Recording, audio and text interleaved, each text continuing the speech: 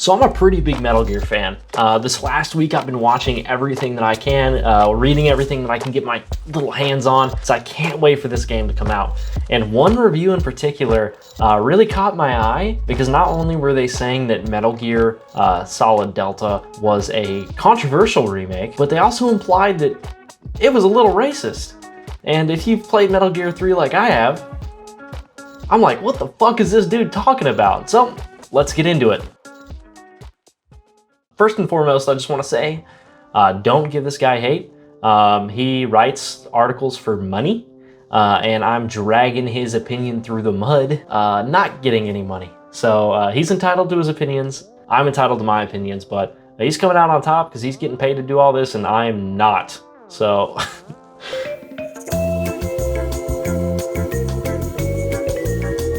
This article comes from Indie 100 from the author Jake Brigstock, titled Metal Gear Solid Delta Snake Eater Review, a controversial and outdated remake.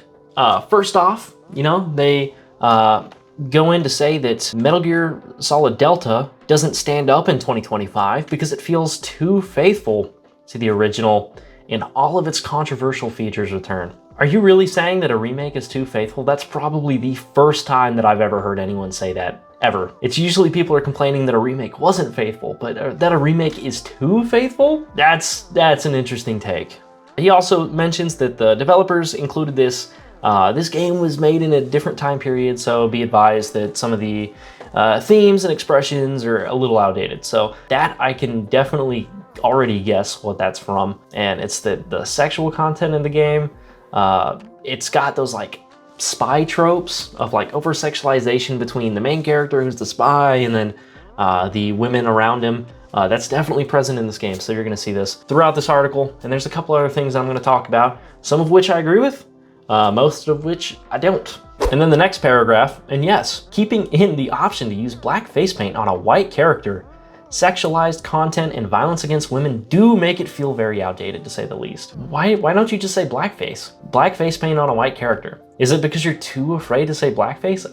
Is that why? And is it also because blackface isn't actually a thing in this game and you're just trying to make something out of nothing? Again, we'll get into it later on, but no, blackface isn't in this game. This guy is literally just making problems to make problems. So he talks about the game, the story, just goes into like the general premise because it is a review. He's going to include all that. He then goes to talk about controversial stuff. One of which is that in the game, you can switch between first and third person during cutscenes. And in some of those cutscenes, you have Ava or Eva, however you say her name. You can see her cleavage if you switch to first person. I don't remember that being in the first game, but it's because I never switched. But I could see how this could make some people uncomfortable. Yes, there is, I'd say, an issue with over-sexualizing women in games. It happens to men too. I'm not saying because it happens to men, it's okay for women. I'm not saying that, but it's just a thing that can happen in games. Also, games have like full nudity. You can walk up into a strip club in GTA 5. I think stuff like this is a little subjective.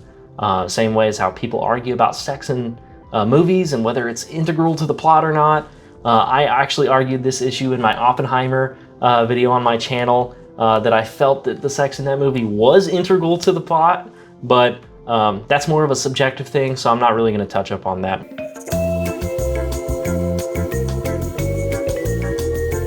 There's also scenes where characters get groped. Again, they are getting groped by villains. So whether you think this is integral to the plot or not, that's subjective. I'm not going to go on that because I somewhat agree, like, hey, it's kind of weird, but I also really like the game. I like the original. I can see why it's in there. And it is kind of a part of the time period too in terms of the video games. But I'm glad they kept it in. Why? Because it's a faithful remake. One thing where this kind of starts getting into opinions that I disagree with is them talking about that Volgin, the main antagonist of the game, is a sadist, and there's a scene where he tortures a female character. They don't mention, at least from what I can see right here, the torture scene with Snake getting tortured. And so I don't see an issue with this because, and this ties back to the violence against women. Violence is violence. It doesn't matter whether it's against women or men, and you're playing a game about a spy going to Soviet Russia during the Cold War. There's gonna be torture. So you're playing a game about violence, complaining about violence. That doesn't make any freaking sense. That's a moot point. And then they say, we'll cover the option to wear black face paint in the gameplay section. Again, avoiding the term blackface, but we all know that they're talking about blackface. And the reason why they kept this in is because, as he mentioned in an interview, that they said they were trying really hard to fully respect as much as they can of the original game's creativity and the work on the game. In terms of things not fitting the current generation of video games, we understand that. We wanted to make this as faithful as possible and to bring the original experience of Metal Gear 3 to current audiences as closely as the original. But they said, the author, this all feels so outdated, unnecessary, and a bit tasteless. It shocked me that this has all been included in a game releasing in 2025. I don't know about you, but like that's in a lot of other video games, even in 2025. It's definitely going to be in GTA 6, which you are also covering on your other articles. Games sexualize people, male, female. So again, that's more of a subjective take. I don't know why I'm getting into it. I said I wasn't going to get into it. We'll just leave it at that. Another thing I found interesting is as they were talking about the stealth aspects of the game, they talk about the dialogue through the radio. It can be very long and waffling, and they found themselves skipping through some of it, which they usually don't do. I like to listen to everything, but there were some parts I just couldn't bring myself to sit through. If you've played Metal Gear, you played a lot of the Metal Gears, you know that some of the best dialogue in these games is through those radio conversations. And if you're the one reviewing the game, I think you need to do the game justice and actually listen to all of the radio conversations, especially with the game being so short. It feels like Metal Gear 5. Skip through those cassette tapes. No one wants to hear that shit. I mean, you do what you want. You're the reviewer. Again, you got paid to do this. I didn't. But like, why are you skipping them? Another thing is they were complaining about the movement, which they said feels quite floaty, and that enemy animations and movement feel a bit outdated too, and that the environments weren't open, and they were basically a series of rooms with short loading times between each one telling you what area you're in. And they say this is something, again, that feels a bit old in 2025. Dude, it's a faithful remake. How many times do you have to be told this? The developers constantly said it's a faithful remake. It's gonna be almost exactly like the original, just brought to modern times in terms of the appearance, so that they can attract new players to be able to experience the intended experience as it was with the original game. It's gonna feel outdated. Reviewing the game and using its outdatedness as a part of like it being a very faithful remake is so ridiculous in my mind. Like, why are you doing that? It's just wild to me. And then this is where they get into the crazy point of this article, which I'm surprised that this is even a point.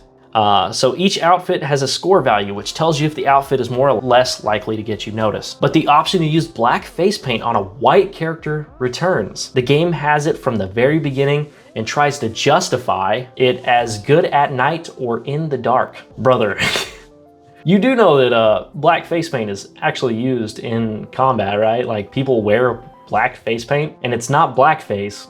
Because if you had actually looked up the definition of blackface, here, let's all do it together. Let's look up. Oh, I already have it? Wow, look, I'm so prepared. I did a lot more research than you already did, huh?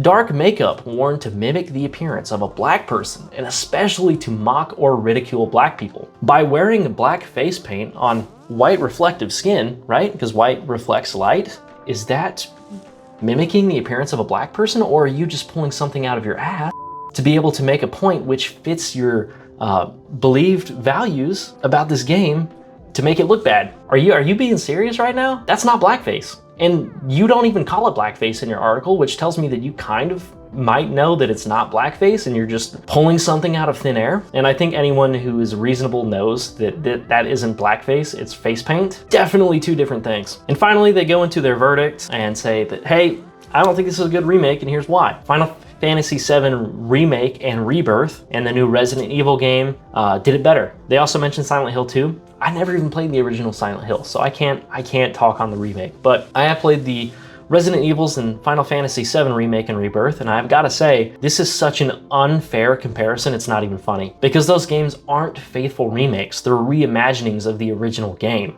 You want to talk about a faithful remake? Let's bring it back to The Last of Us 1. They made an entire remake of that game, which I know it seems like they've done it like 20 times by now, but they made an entire remake of that game from the ground up and kept it faithful. They didn't change anything about the game, or if they did, it was like very minor aspects. So to compare that to reimaginings instead of like a faithful remake is just unfair. It's doing Metal Gear Delta a disservice. It's such a good game, and they put so much passion into remaking this game and making it so original to the original game while making it look all new. And you're sitting here comparing it to games which they're not even the same as their original game. That is such a wild thing to me. Overall, they say Metal Gear Solid Delta Snake Eater feels outdated as a new 2025 release, and the inclusion of such controversial elements detracted my overall experience.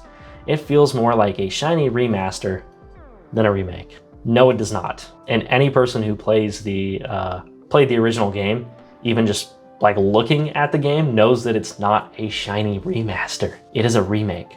A reason why a lot of the elements of the original game, the game, feel outdated is because they kept them true to the original game. Granted, I have not played the game, right? I played it in several hours. So you know what, man? I might just be talking out of my but from everything that I've read, again, I've been gobbling up Metal Gear Solid content like I don't even know. That's what everyone's saying. It feels tried and true to the original game. So is a couple comments on this article on Facebook that I found that I wanted to point out. This person commented, "Who even thinks this way at all?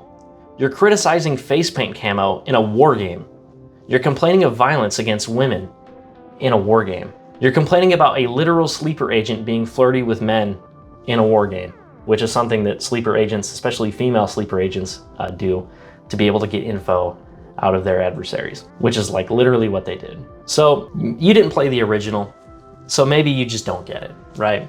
But to compare it to other remakes like that, completely false comparisons. And to beat around the bush of you thinking that the game has blackface in it, completely unfounded at all. This person gave it a 5.5 out of 10, by the way. Yeah, this article blew me away.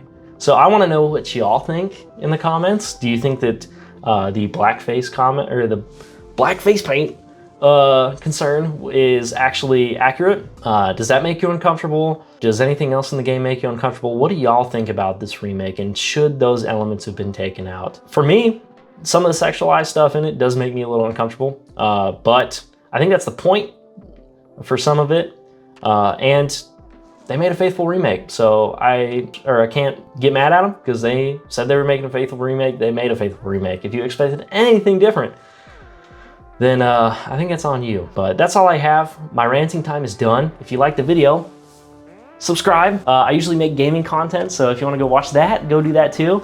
But thanks for watching. I'm going to be playing Metal Gear in a couple hours, and guess what?